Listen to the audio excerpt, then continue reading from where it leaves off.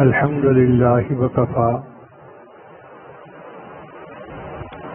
وسلام علی عبادہ الذین اصطفى اما بعد اعوذ باللہ من الشیطان الرجیم بسم اللہ الرحمن الرحیم یا ایہا الناس اتقوا ربکم الذی خلقکم من نفس واحدہ وخلق منها زوجها وبث منهما رجالا كثيرا ونساء واتقوا الله الذي تساءلون به والأرحام إن الله كان عليكم رقيبا وقال الله تعالى في مقام آخر يا أيها الذين آمنوا اتقوا الله حق تقاته ولا تموتن إلا وأنتم مسلمون وقال الله تعالى في مقام آخر يا أيها الذين آمنوا اتقوا الله وقولوا قولا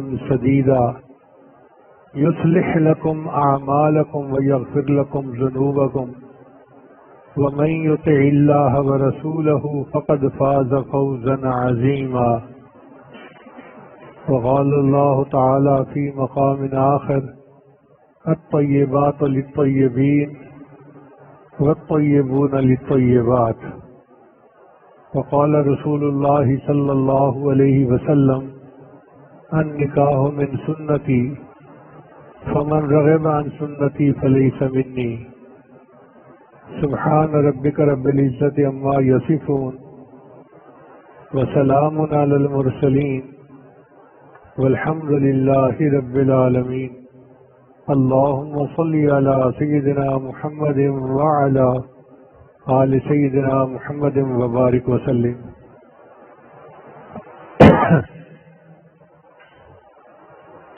محمد شفیق صاحب آپ بچی کے وکیل ہیں، کیا آپ نے مسمات فاریہ بنت محمد حسن کو محمد وقاص بن محمد نواز کے نکاح میں بعوض حق میں 5,000 روپیہ پیش کیا؟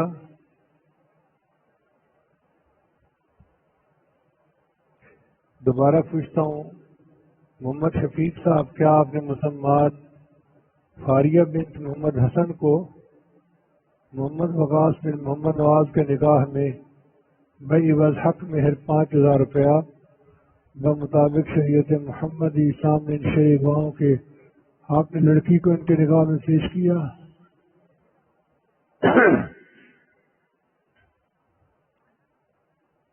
جی محمد وقاص صاحب کیا آپ نے مسمات فاریہ بنت محمد حسین کو اپنے نکاح میں بعوض حق میں 5,000 روپیہ بمطابق شریعت محمدی سامنے شرع گواہوں کے اپنے نکاح میں قبول کیا؟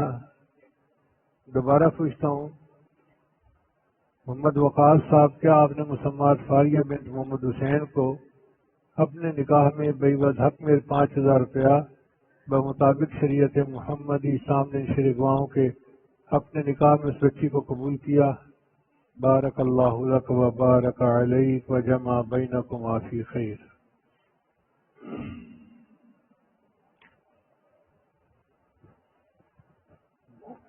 پانی چاہیے.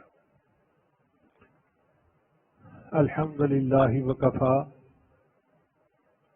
وسلام علی عبادہ الذین اصطفیٰ. اما بعد اعوذ باللہ من الشیطان الرجیم. بسم اللہ الرحمن الرحیم. رب هب لی من الصالحین. سبحان ربک رب العزت عما یصفون وسلام علی المرسلین والحمد للہ رب العالمین. اللہم صلی علی سیدنا محمد وعلی آل سیدنا محمد وبارک وسلم. سیدنا ابراہیم علیہ السلام بڑے اولوالعزم پیغمبر ہیں. بڑے تینوں ادیان والے ان کا احترام کرتے ہیں، مسلمان بھی، یہودی بھی، عیسائی بھی، سب کے نزدیک وہ بڑے معزز اور محترم ہیں. ان کی نسل میں ہزاروں انبیاء پیدا ہوئے. ان کی 2 بیویاں تھیں. ایک بیوی کا نام تھا سارا، وہ شام کی رہنے والی تھی. مفسرین نے لکھا ہے کہ اپنے زمانے کی سب سے زیادہ خوبصورت اور خوبصورت عورت وہ تھی. اور دوسری بیوی تھی بی بی ہاجرہ. وہ عراق کے علاقے کے بادشاہ کی بیٹی تھی، یعنی وہ بھی شہزادی تھی. اب شہزادی کے نام سے آپ سمجھ سکتے ہیں کہ اس کی پرسنالٹی کیسی ہوگی. اللہ تعالیٰ نے دونوں بیویوں سے ایک ایک بیٹا عطا کیا. بی بی سارا سے جو بیٹا ہوا اس کا نام تھا اسحاق علیہ السلام، اور بی بی ہاجر سے جو بیٹا ہوا اس کا نام تھا اسماعیل علیہ السلام. اب ان دونوں بیٹوں میں سے ابراہیم علیہ السلام نے ایک بیٹے کی قربانی دی. سوال پیدا ہوتا ہے کہ کس کی قربانی دی؟ تو قرآن مجید میں اللہ تعالیٰ نے 2 جگہ پہ ان کو بیٹے کی بشارت دی. فرمایا انا نبشرک بغلام علیم. علم کا کہ آپ کو غلام علیم عطا کیا جائے گا، بیٹا دیا جائے گا. یہ بشارت تھی اسحاق علیہ السلام کے لیے. اور دوسرے بیٹے تھے اسماعیل علیہ السلام، ان کے لیے فرمایا فبشرناہ بغلام حلیم. ان کو حلم والا بیٹا عطا کیا، کیونکہ انہوں نے قربان ہونا تھا. ان کے اندر حلم کا ہونا زیادہ ضروری تھا، بردباری، صبر. ویسے بھی قرآن پاک سے ثابت ہوتا ہے کہ اسحاق علیہ السلام قربان نہیں ہوئے، اسماعیل علیہ السلام ہوئے. اللہ تعالیٰ فرماتے ہیں وَوَهَبْنَا لَهُ إِسْحَاقَ وَيَعْقُوبَ نَافِلًا، کہ اللہ نے انہیں اسحاق دیا اور نسل میں یعقوب بھی دے دیا. تو اسحاق علیہ السلام کی تو نسل آگے بڑھنی تھی، یعقوب علیہ السلام نے پیدا ہونا تھا، تو ان کی قربانی کا تو تذکرہ ہی نہیں. تو ثابت ہوا کہ اصل قربانی حضرت اسماعیل علیہ السلام کی ہوئی. ہوا یہ کہ اللہ تعالیٰ نے انہیں حکم دیا اپنی بیوی اور بچے کو لے کر جاؤ اور بیت اللہ کے قریب چھوڑ کے آؤ. اب یہ بہت بڑا امتحان تھا. آپ سوچ سکتے ہیں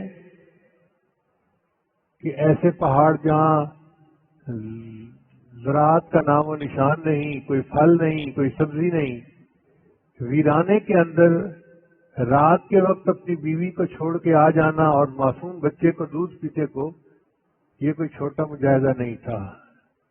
میں تو سوچتا ہوں تو کانپ جاتا ہوں. آج اتنی ترقی ہو گئی، ابھی بھی ان پہاڑوں میں سے کوئی بندہ گزرے تو اس کو ڈر لگتا ہے.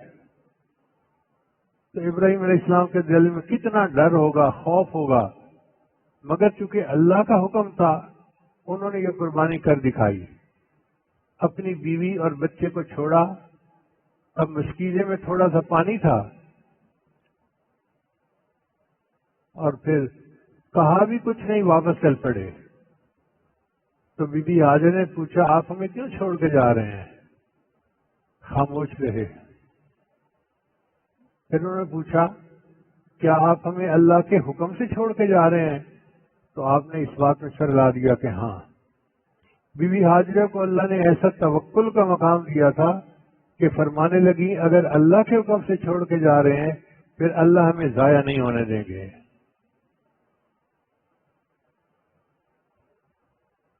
تھوڑی دیر بعد بچے کو پیاس لگی تو پانی نہیں تھا، تو بی بی ہاجرہ پانی کی تلاش میں صفا اور مروہ کی چوٹیوں پر گئیں کہ کہیں سے پانی کا نشان مل جائے. جب چوٹی پہ چڑھتی تھیں تو بچہ نظر آتا تھا، جب ایک پہاڑ سے دوسرے پہاڑ کے درمیان جاتی تھی تو بچہ نظروں سے غائب ہو جاتا تھا. تو بی بی ہاجرہ بھاگتی تھی. اللہ کو ان کا بھاگنا اتنا پسند آیا کہ قیامت تک کے لیے حج اور عمرے کا حصہ بنا دیا. کوئی ولی ہو کوئی نبی ہو جو بھی حج یا عمرہ کرے وہ صفا اور مروہ کے درمیان بھاگتا ہے اور بی بی ہاجرہ کی سنت کو ادا کرتا ہے. اللہ تعالیٰ نے حضرت اسماعیل علیہ السلام کے ذریعے سے زمزم کا پانی عطا فرمایا. بہرحال یہ ماں بیٹا یہاں رہ رہے تھے. حضرت ابراہیم علیہ السلام کبھی کبھی ان کو ملنے کے لیے آ جاتے تھے. جب اسماعیل علیہ السلام کی عمر 7 سال یا 13 سال ہوئی، بعض مفسرین نے 7 سال لکھا ہے اور بعض نے 13 سال لکھا ہے، تو ابراہیم علیہ السلام نے 8 ذی الحجہ کو خواب دیکھا کہ میں اپنے بیٹے کو اللہ کے نام سے ذبح کر رہا ہوں. اب جیسے بندہ خواب دیکھتا ہے نا تو سارا دن سوچتا رہ جاتا ہے کہ یہ کیسا خواب تھا. تو ابراہیم علیہ السلام بھی سارا دن سوچ میں پڑے رہے کہ یہ میں نے کیسا خواب دیکھا.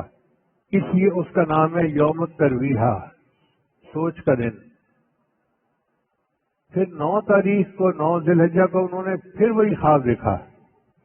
اب ان کو شرح صدر ہو گیا کہ یہ میرے خالق کا حکم ہے اور مجھے اپنے بیٹے کی قربانی کرنی ہے. اس کو یوم عرفہ کہتے ہیں، پہچان کا دن.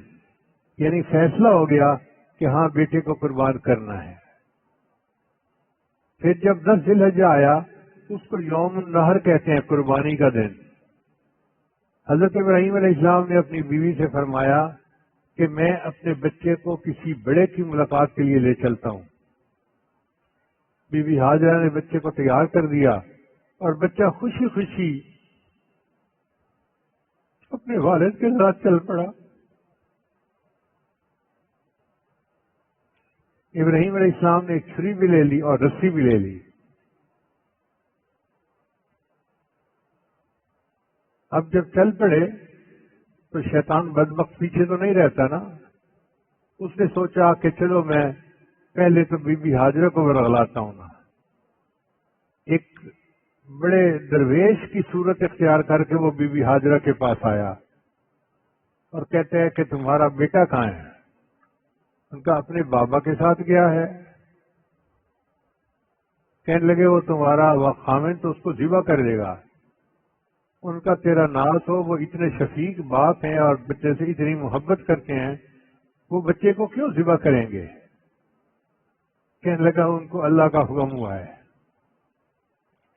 بی بی ہاجرہ نے فرمایا اگر ان کو اللہ کا حکم ہوا ہے تو اس پہ قربان ہونے کے لیے تو میں بھی تیار ہوں.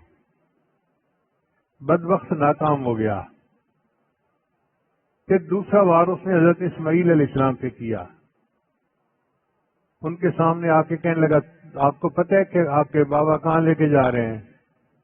ان کا کسی بڑے سے ملاقات کے لیے. کہنے لگا نہیں، تمہیں ذبح کرنا چاہتے ہیں. اس نے کہا تو نظر تو درویش آتا ہے لیکن باتیں بڑی بری کر رہا ہے. کوئی باپ اپنے بیٹے کو بھی ذبح کر سکتا ہے؟ کہنے لگا ہاں انہیں اللہ کا حکم ہوا ہے. جب اس نے یہ کہا تو اسماعیل علیہ السلام نے جواب دیا اگر اللہ کا حکم ہے تو میں اپنے اللہ کے نام پہ قربان ہونے کے لیے تیار ہوں. پھر اس نے سوچا میں ابراہیم علیہ السلام کا راستہ روکوں. چنانچہ ان کے سامنے آیا اور آ کر کہنے لگا کہ آپ اپنے بیٹے کو ذبح نہ کریں. ان کا کیوں؟ اس لیے کہ آدم علیہ السلام کے 2 بیٹوں میں سے ایک نے دوسرے کو قتل کیا تھا اور اس کا تذکرہ آج تک موجود ہے. پوری دنیا میں بدنامی ہوئی. آپ بیٹے کو ذبح کریں گے آپ کی پوری دنیا میں بدنامی ہوگی. ابراہیم علیہ السلام نے فرمایا کم بخت تو کون ہے کہ اس نے قتل کیا تھا اپنی نفسانی خواہش کی وجہ سے، اور میں بیٹے کو ذبح کر رہا ہوں اللہ کے حکم کی بنا پر. چنانچہ ابراہیم علیہ السلام نے پتھر اٹھائے اور اس کو مارے. وہ جو 7 پتھر تھے وہ جمرہ اولا بن گیا. پھر دوبارہ آیا، پھر منت سماجت کرنے لگا، جی میرا مشورہ یہی ہے آپ میری بات مان لیں، میں آپ کے ساتھ خیرخواہی کر رہا ہوں. پھر ابراہیم علیہ السلام نے اس کو 7 پتھر مارے، یہ جمرہ وسطیٰ بن گیا. پھر اس نے تیسری اور آخری کوشش کی اور پھر بڑی منت سماجت کرنے لگا کہ جی آپ بڑے شفیق ہیں، بڑے مہربان ہیں، بچے سے بڑی محبت، آپ تو ساری زندگی اس کے لیے دعائیں مانگتے رہے اور اب تو آپ کی عمر 90 سال کے قریب ہو گئی ہے، اس عمر میں بچے کو ذبح کرنا تو کوئی اچھی بات نہیں ہے. ابراہیم علیہ السلام نے پھر اس کو کنکریاں ماری. تو یہ 3 جگہیں جو تھیں یہ جمرات کہلائے. آج بھی حاجی وہاں پر کنکریاں مارتے ہیں اور ابراہیم علیہ السلام کی سنت کو زندہ کرتے ہیں.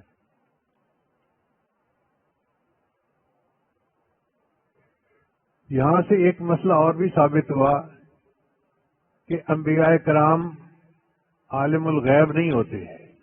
علم غیب فقط اللہ کے پاس ہے.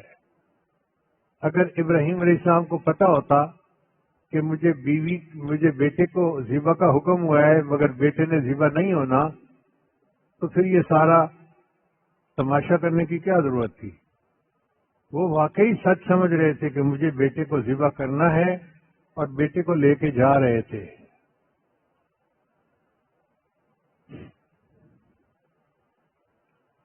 قرآن مجید میں اللہ تعالیٰ کا تذکرہ فرماتے ہیں فَلَمَّا بَلَغَ مَعَهُ السَّعْيَ، جب وہ بچہ باپ کے ساتھ دوڑنے پھرنے کے قابل ہو گیا.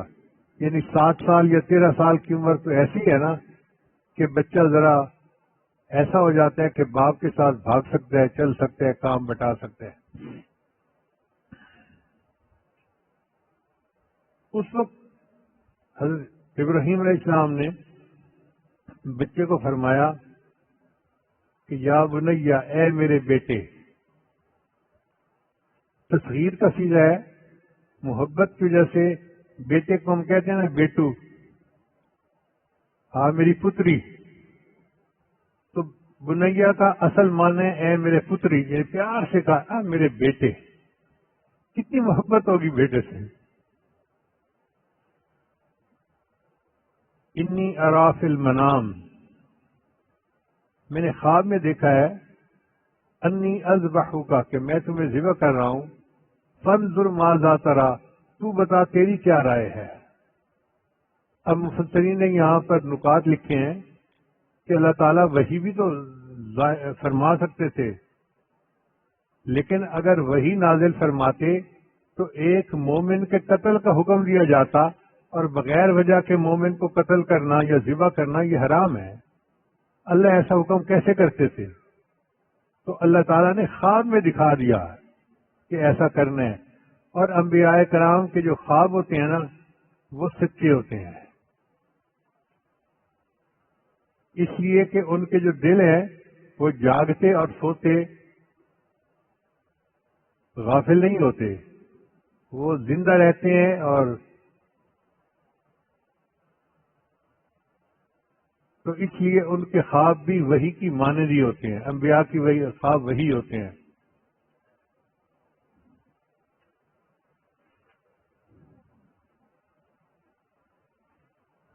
ایک سوال اور پیدا ہوتا ہے کہ اللہ تعالیٰ نے ان کو اپنے آپ کو پیش کرنے کا حکم کیوں نہ دیا، بچے کا حکم کیوں دیا؟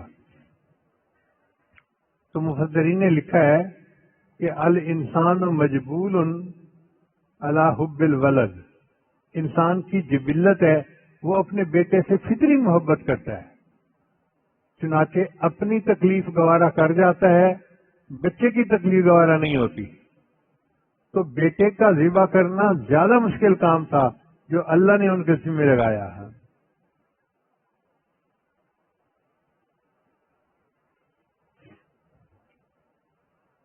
تو جب بیٹے سے پوچھا کہ فانظر ماذا ترا، بتا کہ تیری کیا رائے ہے، تو یہاں پر ابراہیم علیہ السلام نے اس لیے نہیں پوچھا تھا کہ تو ذبح ہونا چاہتا ہے تو کروں گا، نہیں ہونا چاہتا تو نہیں کروں گا، بلکہ اس لیے پوچھا کہ مجھے پتہ چل جائے کہ تیرا رویہ کیا ہے. اگر ماننے والا ہے تو ماننے والوں جیسا سلوک کروں گا، نہ ماننے والا ہے تو سختی کروں گا. ذبح میں نے تجھے اللہ کے نام سے ضرور کرنا ہے. مفسرین نے لکھا ہے کہ حضرت ابراہیم علیہ السلام بچے کے والد محترم بھی تھے اور شیخ مربی بھی تھے. انہوں نے بچے کی تربیت کے لیے اس سے سوال کیا کہ مجھے اس کا ایدیا معلوم ہو جائے. تو بچہ ایسا تھا کہ اس نے آگے سے کہا یا ابت افعل ما تؤمر، ابا جان آپ کر گزریے جس کا آپ کو حکم ہوا، ستجدنی انشاءاللہ من الصابرین، آپ انشاءاللہ مجھے صبر والوں میں سے پائیں گے. اب بتائیے اسماعیل علیہ السلام کو یہ نیاز مندی کس نے سکھائی؟ شاعر نے کہا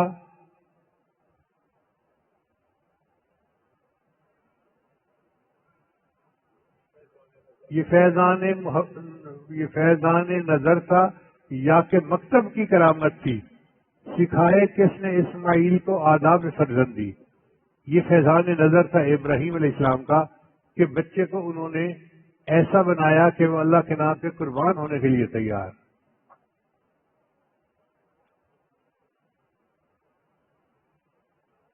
اور ویسے بھی ضرب الحبیب یذیب، جو محبوب کا تھپڑ ہوتا ہے نا وہ شفا ہوتا ہے، وہ تکلیف نہیں دیتا. تو جب اللہ نے فرمایا قربان ہونا ہے تو اسماعیل علیہ السلام سمجھتے تھے کہ مجھے اللہ کے نام پہ قربان ہونا ہے اور یہ میرے لیے کوئی مشکل نہیں، یہ میرے رب کا حکم ہے. اب بیٹا قربان ہونے کے لیے تیار اور باپ قربان کرنے کے لیے تیار، دونوں نے ٹھان لی. اللہ فرماتے ہیں فلما اسلما، جب دونوں اس بات پہ تل گئے، اور یہی تسلیم ہی اصل ہے کہ ہم اللہ کے حکموں کو ماننے کی نیت کر لیں کہ اے اللہ ہم نے آپ کے ہر حکم کو ماننا ہے. یہ تسلیم اللہ کو بہت پسند ہے. اب جب قربان کرنے کا وقت آیا تو اس وقت اسماعیل علیہ السلام نے اپنے والد کو یہ مشورہ دیا کہ ابا جان آپ اگر مجھے سیدھا لٹائیں گے تو میرے چہرے پر آپ کی نظر پڑے گی اور چھری کا چلانا آپ کے لیے مشکل ہو جائے گا، اس لیے بہتر ہے کہ آپ مجھے کروٹ پہ لٹا دیجئے کہ میرا چہرہ آپ کے سامنے نہ رہے. اور دوسری بات کہ آپ اپنی آنکھوں پہ پٹی باندھ لیجئے تاکہ آپ دیکھیں ہی نہ کہ میرے ساتھ ہو کیا رہا ہے. اور تیسری بات یہ کہ جب میں ذبح ہو جاؤں تو میرے کپڑے جا کر میری امی کو دکھا دینا. چھوٹے بچے کی فطرت ایسی ہوتی ہے. مفسرین نے لکھا کہ ابراہیم علیہ السلام بھی رو رہے تھے، اسماعیل علیہ السلام بھی رو رہے تھے. ابراہیم علیہ السلام نے چھری کو تیز کر لیا تھا، لیکن جب انہوں نے اللہ اکبر کہہ کر چھری چلائی تو چھری نے گلا نہیں کاٹا. ابراہیم علیہ السلام بڑے حیران ہوئے. انہوں نے چھری سے پوچھا کہ تو کاٹ کیوں نہیں رہی؟ اس نے کہا حضرت آپ کو ذبح کرنے کا حکم ہے اور مجھے اللہ نے حکم دیا لا تذبح، نہیں ذبح کرنا، تو میں تو اللہ کا حکم مانوں گی نا.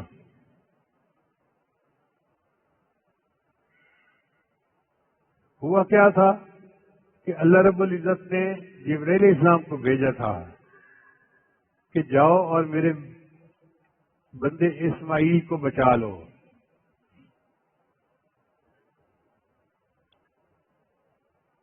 اسماعیل علیہ السلام بچ گئے.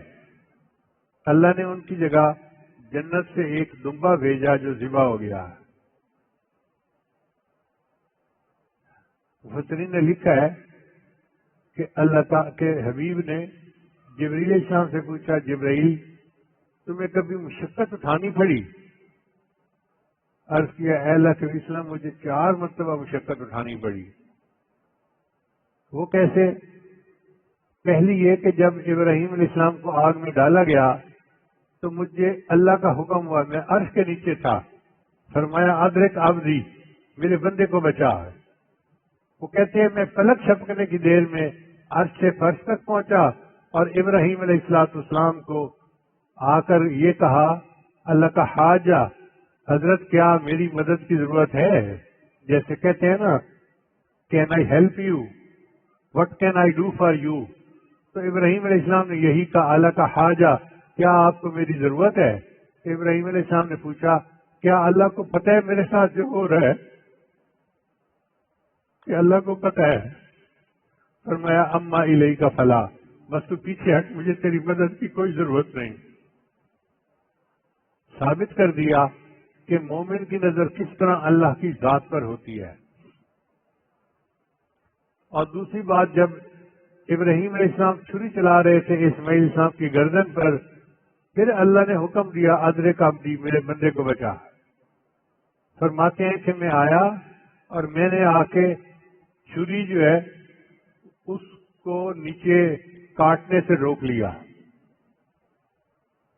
اور تیسرا واقعہ پیش آیا جب یوسف علیہ السلام کو بھائیوں نے کنویں میں دھکا دیا تھا تو اللہ نے مجھے پھر حکم دیا کہ میرے بندے کو بچا۔ میں عرش سے نیچے فرش پہ اترا اور ان کو زمین پر گرنے سے پہلے ہاتھوں میں تھام لیا اور پتھر کے اوپر بٹھا دیا۔ اور چوتھی بار جب احد کے میدان میں نبی اسلام کے ربائی شہید ہوئے، دندان مبارک شہید ہوئے، تو فرمایا کہ اللہ نے فرمایا کہ جاؤ میرے محبوب کا خون مبارک جو ہے وہ زمین پہ نہ گرنے پائے۔ کہتے ہیں میں آیا اور میں نے اس خون کو اپنے پاس سمیٹ لیا، زمین پر گرنے سے روک دیا۔ اگر نبی علیہ السلام کا خون زمین پہ گر جاتا تو شاید قیامت تک زمین کے اوپر سبزہ نہ اگتا۔ تو 4 مواقع ایسے تھے کہ جن میں مجھے بہت مشقت اٹھانی پڑی۔ ابراہیم علیہ السلام اللہ کے خلیل تھے۔ خلیل کہتے ہیں ایسا دوست جس کے ساتھ کوئی دوسرے دوستی میں شریک ہی نہ ہو۔ اللہ نے ان کو کیسے خلیل بنایا اس کا واقعہ بھی عجیب ہے۔ تفسیروں میں لکھا ہے کہ ابراہیم علیہ السلام بکریاں چرا رہے تھے اور ان کے پاس کتنی بکریاں تھیں؟ 5000 بکریاں تھیں۔ آپ اندازہ لگا سکتے ہیں نا کہ 100 بکریاں کتنی قیمتی ہوتی ہیں، 5000 بکریوں کی کتنی قیمت ہوگی۔ تو جب چرا رہے تھے تو ایک بندہ قریب سے گزرا اور اس نے کہا سبوح قدوس ربنا ورب الملائکۃ والروح۔ ابراہیم علیہ السلام نے جب یہ تعریف سنی تو دل مچل گیا۔ اس بندے کو روکا، اے بھائی تو نے میرے اللہ کی تعریف اتنے اچھے الفاظ میں بیان کی، ایک دفعہ یہ الفاظ پھر کہہ دے۔ اس نے کہا اس کے بدلے مجھے کیا دیں گے؟ بھائی میں نے آدھی بکریاں آپ کو دے دیں۔ اس نے پھر پڑھ دیا سبوح قدوس ربنا ورب الملائکۃ والروح۔ پھر دل مچل اٹھا، دل نے کہا ہوتی رہے ثنا تیرے حسن و جمال کی، اے اللہ یہ آپ کی تعریفیں کرتا رہے اور آپ کا بندہ ان تعریفوں کو سنتا رہے۔ اے بھائی ایک دفعہ یہ الفاظ پھر کہو۔ اس نے کہا جی اب کیا دیں گے؟ فرمایا بقیہ ریوڑ بھی آپ کا ہو گیا۔ اس نے پھر کہا تو پھر دل جو ہے مچل اٹھا، اے بھائی ایک دفعہ اور کو۔ اس نے کہا اب تو آپ کے پاس دینے کو کچھ بھی نہیں، اب میں کیا دو گے؟ بھائی تجھے ان کے چرانے والے کی ضرورت ہوگی تو میں تمہاری بکریاں چرایا کروں گا، تم مجھے یہ الفاظ پھر سنا دو۔ جب یہ کہا تو وہ کہنے لگا ابراہیم علیہ السلام مبارک ہو، میں فرشتہ ہوں، اللہ نے مجھے بھیجا تھا کہ میرے ابراہیم کے سامنے جا کے میرا نام لو اور دیکھو وہ میرے نام کے کیا دام لگاتا ہے۔ چنانچہ اس واقعے کے بعد اللہ نے ان کو اپنا خلیل چن لیا۔ قرآن مجید میں بھی اللہ فرماتے ہیں واتخذ اللہ ابراہیم خلیلا، اللہ نے ابراہیم کو اپنا خلیل بنا لیا۔ یہ بہت بڑا انعام ہے کہ اللہ کسی کو اپنا خلیل فرما دے۔ بہت سارے لوگ سمجھتے ہیں کہ ابراہیم علیہ السلام اللہ کے خلیل تھے اور ہمارے آقا صلی اللہ علیہ وسلم اللہ کے حبیب تھے، یہ بات ادھوری سچی ہے۔ اصل بات تو یہ ہے کہ ہمارے آقا صلی اللہ علیہ وسلم اللہ کے حبیب بھی تھے اور اللہ کے خلیل بھی تھے۔ چنانچہ نبی علیہ السلام نے دعا مانگی، اے اللہ جس طرح آپ نے ابراہیم علیہ السلام کو خلیل بنایا، مجھے بھی اپنا خلیل بنا لیجئے، اور اللہ نے خلیل بنا لیا۔ نبی علیہ السلام نے فرمایا، لو کنت متخذا خلیلا لاتخذت ابا بکر خلیلا، اگر میں دنیا میں کسی کو خلیل بنانا ہوتا تو میں ابو بکر کو اپنا خلیل بناتا، مگر وہ تو میرا صاحب اور میرا بھائی ہے، خلیل میرا فقط اللہ ہے۔ تو نبی علیہ السلام اللہ کے حبیب بھی تھے اور اللہ کے خلیل بھی تھے۔ اللہ نے ان کو یہ دونوں نعمتیں عطا فرمائی تھیں۔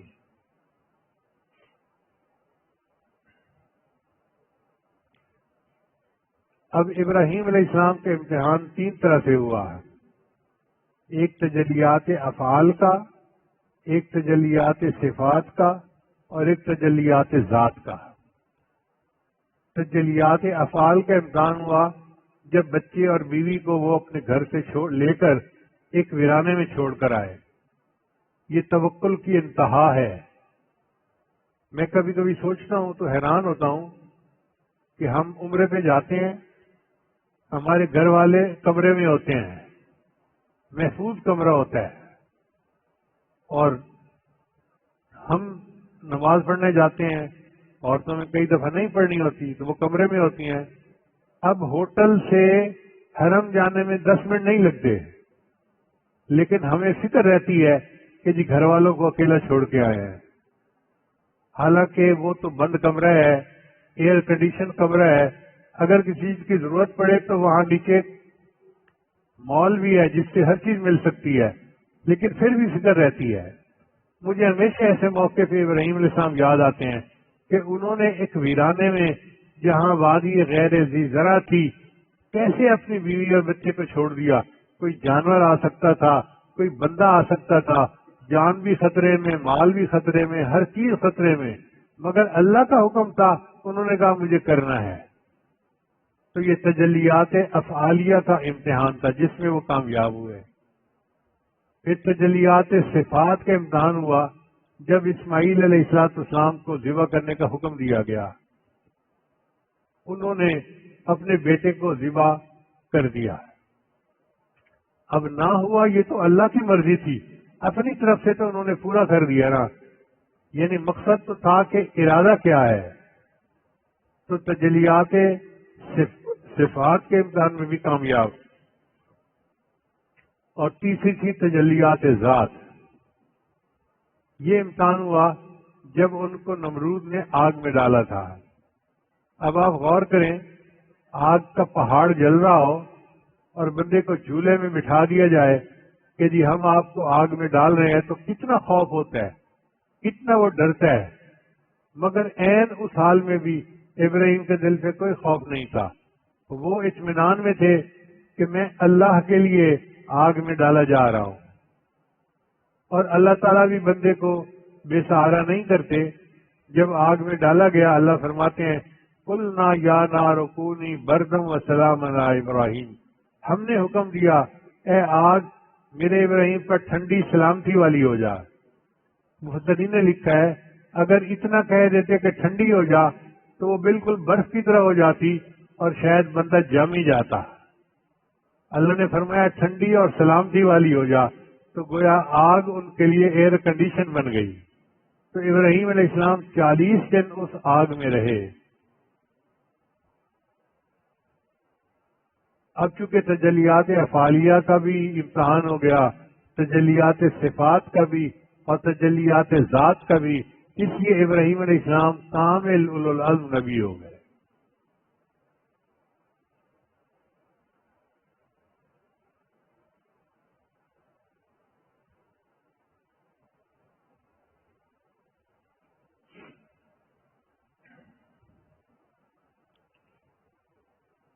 اللہ فرماتے ہیں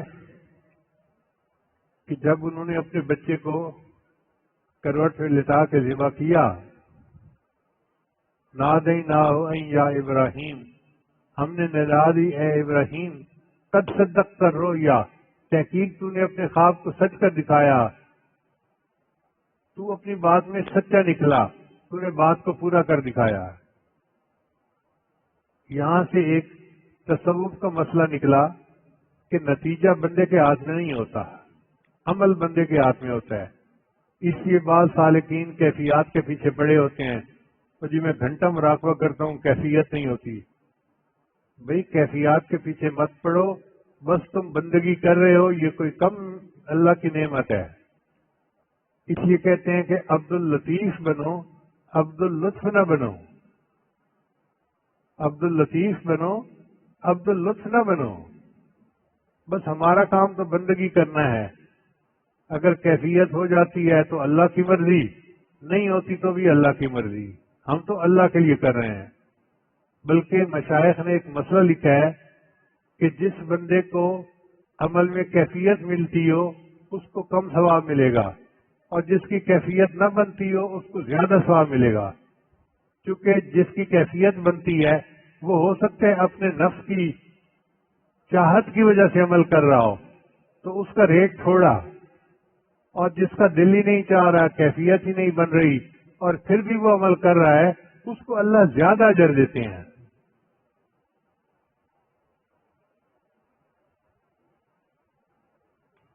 اللہ فرماتے ہیں ان ھذا لہو البلاء المبین، یہ بہت بڑی آزمائش تھی۔ مقولہ ہے عربی کا البلاء عین الولائی، کہ بلا جو ہوتی ہے نا وہ عین ولایت ہوتی ہے۔ مشائخ نے لکھا ہے کہ بلا نازل ہونے کی 3 وجوہات ہوتی ہیں۔ جو مخالفین ہیں، فاسقین ہیں، ان کے لیے نقم اور عقوبت کے طور پہ بلا آتی ہے۔ جو صالحین ہیں ان کے لیے کفارہ سیئات، گناہوں کا کفارہ بن کے آتی ہے، اور جو اولیاء سابقین ہیں ان کے لیے بلندی درجات بن کے آتی ہیں۔ چنانچہ اولیاء پہ جو مصیبتیں پریشانی آتی ہیں وہ ان کے درجوں کو اللہ کے سامنے اور بڑھا دیتی ہیں۔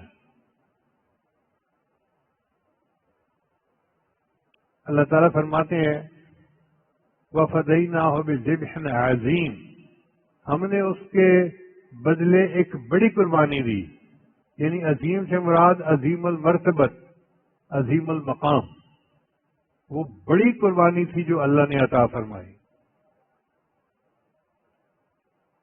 وَتَرَكْنَا عَلَيْهِ فِي الْآخِرِينَ، پھر ہم نے اس قربانی کو آنے والوں کے اندر جاری کر دیا۔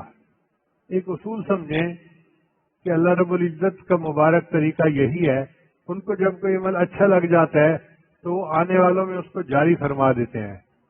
جیسے بی بی ہاجرہ کا بھاگنا پسند آیا تو ان کے بھاگنے کو صحیح کا حصہ بنا دیا۔ بی بی ہاجرہ کو ابراہیم علیہ السلام کی قربانی پسند آئی اللہ تعالیٰ کو، تو اللہ نے آنے والی امتوں میں اس کو جاری فرما دیا۔ چنانچہ حدیث پاک میں آتا ہے کہ صحابہ کرام نے نبی علیہ السلام سے پوچھا ما هذه الاضاحی، اے اللہ کے نبی صاحب یہ قربانی کیا ہے؟ تو نبی علیہ السلام نے فرمایا سنت ابیکم ابراہیم، تمہارے باپ ابراہیم علیہ السلام کی سنت ہے۔ اب 10 ذی الحجہ کو ہم عید بھی پڑھیں گے اور قربانیاں بھی کریں گے، یہ ابراہیم علیہ السلام کی سنت ہے۔ اللہ فرماتے ہیں ان قربانیوں کا گوشت، ان کے کھال مجھے کچھ نہیں پہنچتا، مجھے تو وہ تقویٰ پہنچتا ہے جس سے تم قربانی کرتے ہو۔ تو جس محبت سے بندہ قربانی کرتا ہے اللہ کو وہ محبت مطلوب ہے۔ اللہ کرے کہ اس دن ہم جانور بھی قربان کریں اور اپنے کے نفس کی خواہشات کے اوپر بھی چھری پھیر دیں کہ آج تو ہم نے نفس کو جو ہے اللہ کے سامنے ذبح کر دیا ہے۔ اس پر پھر اللہ تعالیٰ راضی ہوتے ہیں اور بندے کو اجر عطا فرماتے ہیں۔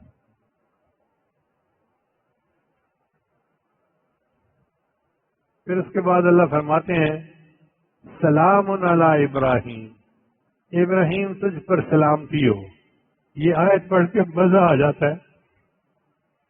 اللہ تعالیٰ یہ کہنا چاہتے ہیں اپنی زبان میں، ہم اگر سوچیں ابراہیم تم جیتے رہو، عورتیں دعا دیتی ہے نا خوش ہو کے بچے تم جیتے رہو، بچے تمہیں شاباش ہو، تو سلام علی ابراہیم کا یہی معنی ہوگا کہ یہ ایسی عظیم قربانی تھی، اے ابراہیم علیہ السلام آپ جیتے رہیں، اور ابراہیم علیہ السلام آپ کو شاباش ہو، آپ نے کتنی اچھی قربانی دی۔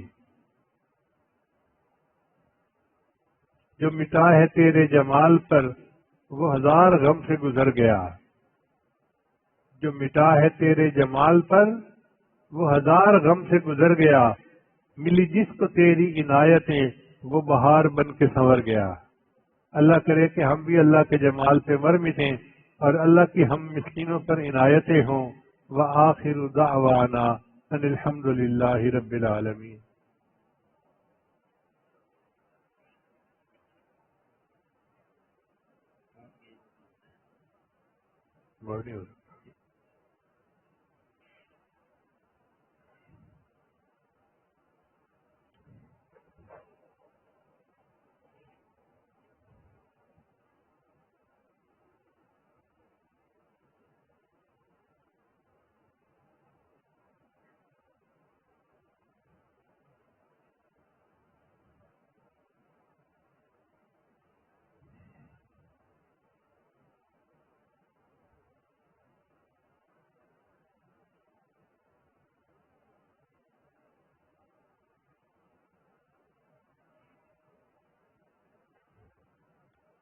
کچھ احباب دور قریب سے بیعت کی نیت سے آئے ہیں، تو یہ عاجز بیعت کے کلمات پڑھائے گا، سچے دل کے ساتھ پیچھے پیچھے پڑھتے جائیے۔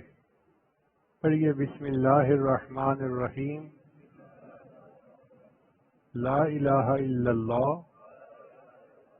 محمد الرسول اللہ، آمنت باللہ وملائکتہ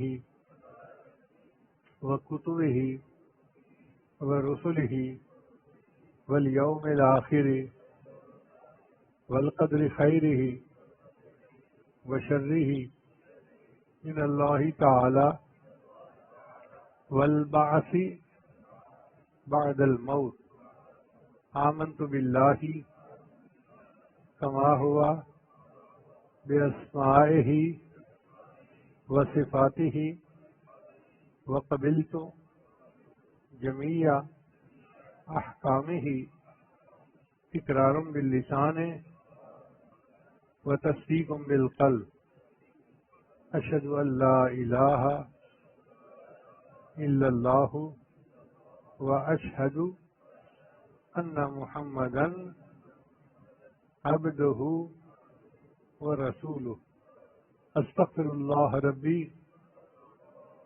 من کل ذنب واتوب الیہ برحمتک یا ارحم الراحمین۔ ان کلمات کو پڑھنے سے ہم تو بتائے ہو چکے ہیں، چند معمولات ہیں جن کو باقاعدگی سے کریں گے تو اللہ تعالیٰ دل کو منور کریں گے۔ ان میں پہلا عمل ہے 100 مرتبہ استغفار صبح شام پڑھنا، اور دوسرا عمل ہے 100 مرتبہ درود شریف صبح شام پڑھنا، تیسرا عمل ہے قرآن مجید کی تلاوت روزانہ کرنا، ایک پارہ پڑھیں آدھا پارہ پڑھیں مگر پڑھیں ضرور، چوتھا عمل ہے چلتے پھرتے ہر وقت دل میں اللہ کو یاد کرنا، ہتھ کارول دل یارول، اور پانچواں عمل ہے مراقبہ۔ مراقبہ جو ہے وہ تمام وظائف کا رب لباب اور نچوڑ ہے۔ طریقہ بہت آسان ہے، نماز پڑھ کے فارغ ہوں تو تھوڑی دیر کے لیے آنکھیں بند کر کے اللہ سے لو لگا کے بیٹھ جایا کریں کہ اللہ کی رحمت آ رہی ہے، دل میں سما رہی ہے، دل کی ظلمت اور سیاہی دور ہو رہی ہے، اور میرا دل کہہ رہا ہے اللہ اللہ اللہ۔ انشاءاللہ چند دن مراقبہ کریں گے تو آپ کے دل میں اللہ کی محبت بڑھے گی، آپ اس کی لذت کو خود محسوس کریں گے۔ اللہ کے بڑے مزے جو بھی چاہے وہ چکھ لے۔ اللہ تعالیٰ سب کو اپنے مقبول بندوں میں شامل فرمائے۔ سنتیں ادا کر لیجیے۔